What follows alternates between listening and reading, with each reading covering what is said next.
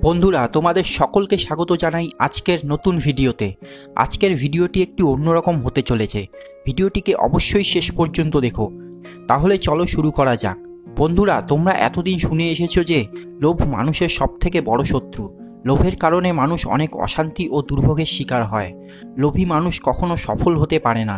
কিন্তু মহান রাজনীতিক আচার্য চাণক্য বলেছেন, কিছু কিছু জিনিসের ক্ষেত্রে আমাদের লোভী হওয়া ভালো। যেই মানুষটা লোভী সে দুনিয়ার সব সুখ সুবিধা লাভ করে থাকে, আর যেই মানুষটা লোভী না সে কখনো সুখী হতে পারে না। কিন্তু বন্ধুরা, আচার্য চাণক্য সব ব্যাপারে আমাদের লোভী হতে বলেননি। তার মতে তিনি আমাদের কিছু জিনিসের ক্ষেত্রে লোভী হতে বলেছেন। তিনি কখনোই সব জিনিসের ক্ষেত্রে লোভী হতে বলেননি।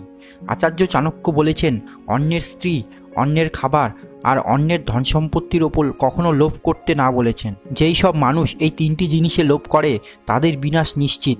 যদি আমাদের লোভী হতেই হয় তাহলে আমাদের জ্ঞান অর্জনের ক্ষেত্রে, কোনো ভালো কাজের প্রতি নিষ্ঠা আর সাধনার ক্ষেত্রে, আর অন্যের ভালো করার জন্য আমাদের লোভী হওয়া উচিত। পড়াশোনার ক্ষেত্রে আমরা যত বেশি লোভী হতে পারবো তত বেশি জ্ঞান অর্জন করতে পারবো। আমরা কোনো ভালো কাজের প্রতি যত বেশি সাধনা ও চেষ্টা করব আমাদের জীবন তত বেশি সুখী হবে। এইভাবে আমরা যদি অন্যের ভালো ও উপকার করতে পারি তাহলে আমরা জীবনে পরম সুখ লাভ করতে পারবো। যেই মানুষ জ্ঞান অর্জন করে, সাধনা করে ও অন্যের উপকার করে সন্তুষ্ট হয় তারা জীবনে সবসময়ই সুখী থাকে।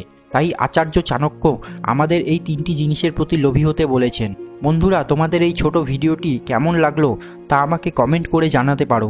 ভিডিওটি যদি খুব ভালো লেগে থাকে তাহলে ভিডিওটিকে লাইক ও শেয়ার করে দিও, আর চ্যানেলটিকে সাবস্ক্রাইব না করে থাকলে অবশ্যই সাবস্ক্রাইব করো। তোমাদের সকলকে ধন্যবাদ জানাই ভিডিওটি দেখার জন্য। আবার দেখা হবে পরবর্তী ভিডিওতে।